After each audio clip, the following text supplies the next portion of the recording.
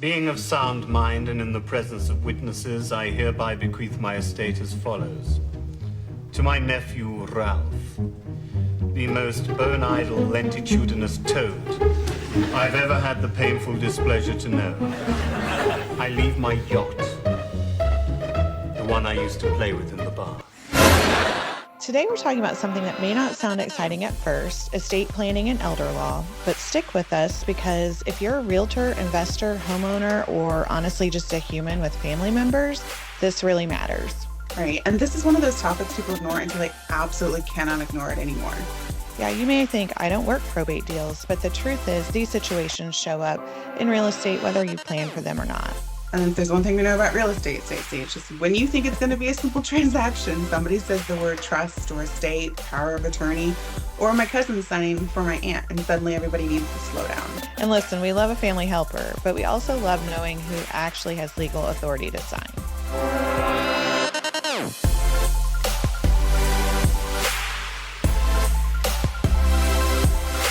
Welcome to Hoosier Homes and Hustles. I'm Jessica Williams. And I'm Stacey Preston. So Jessica, let's get started. Why does this topic matter for realtors? Well, as realtors, we are often entering people's lives during major transitions. Whether that's death, illness, aging parents, downsizing, divorce, inheritance, or other family changes. When a property is part of an estate or trust, the question is not just who wants to sell the house. The question is actually who has the legal authority to sell the house. Yeah, and that distinction matters because the wrong signature can delay a closing or create title issues or completely derail a transaction. And realtors are not giving legal advice, but we do need enough awareness to know when to ask better questions and when to bring in the right professionals.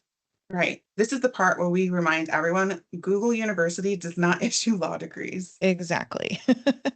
So let's paint a picture of some situations agents may recognize. Okay, so first off, an adult child calls and says, my mom has moved into assisted living and I need to sell her house. Sounds simple, right? But can they sign? Is there power of attorney? Is mom still legally able to make decisions? Is the property in a trust? A parent passes away and now there are four siblings involved. One sibling's the loudest, one lives out of state, one does not agree with anything, and one thinks Zillow is the final authority on pricing. That transaction is not just about selling a house, it's about authority, communication, expectations, and documentation. And that transaction's the one that says we need 72 hours to get signatures. Yes.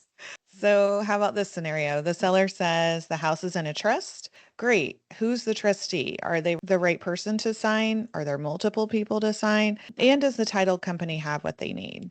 And then we have a probate surprise. You'll get all the way into the transaction, then find out that the estate has not been opened, or the person signing does not actually have authority yet. That's when your closing timeline starts looking less like a calendar date and more like a suggestion. Yeah, that closing is not happening anytime soon. So, this is exactly why we're hosting our August learning event, ABCs of Estate Planning.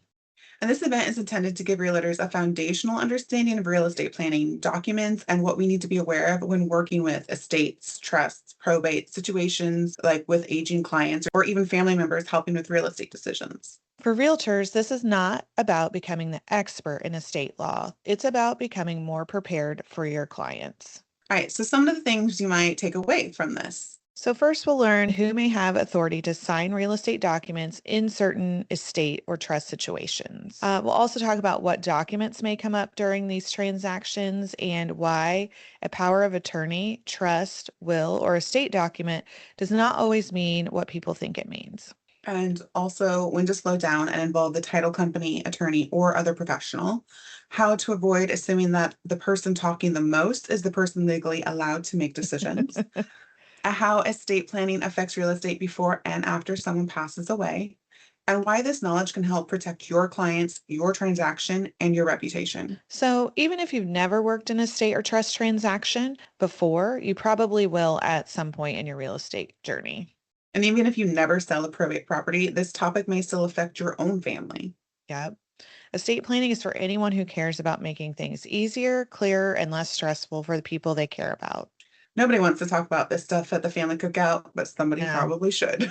Definitely not the most fun topic. I think a lot of people just like to avoid it. So we know estate planning does not sound as exciting as lead generation, investment properties, or getting a listing under contract. But it is one of the topics that feels boring until you are in the middle of a transaction and realize you really need to understand it. Yeah. So this event is meant to make the topic understandable, useful, and applicable to what we actually do in real estate, which is helping our clients. So, Stacy, then who should attend? This event is for realtors who have worked with estate, probate, or trust transactions before and want to feel more confident. It's for agents who have not dealt with these situations yet but want to be prepared before one lands in their lap. And it's for realtors who work with downsizers, investors, inherited properties, family owned homes, or longtime homeowners. Honestly, it's for any real estate professional who wants to serve their clients with more care and competence.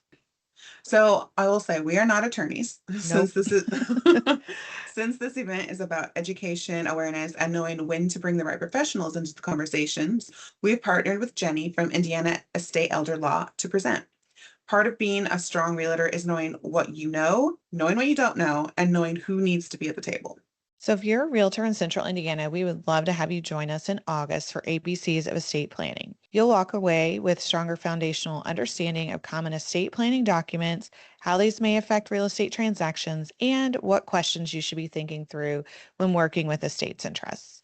Come learn with us, ask questions, and get comfortable with a topic that most people avoid until they have no choice. Real estate is not just about houses, it's about people, families, transitions, and sometimes very complicated paperwork. The more we understand the life circumstances surrounding a property, the better we can serve the people attached to it. So we look forward to you joining us in August for ABCs of Estate Planning. And let's make this dry topic a little less intimidating and a lot more useful.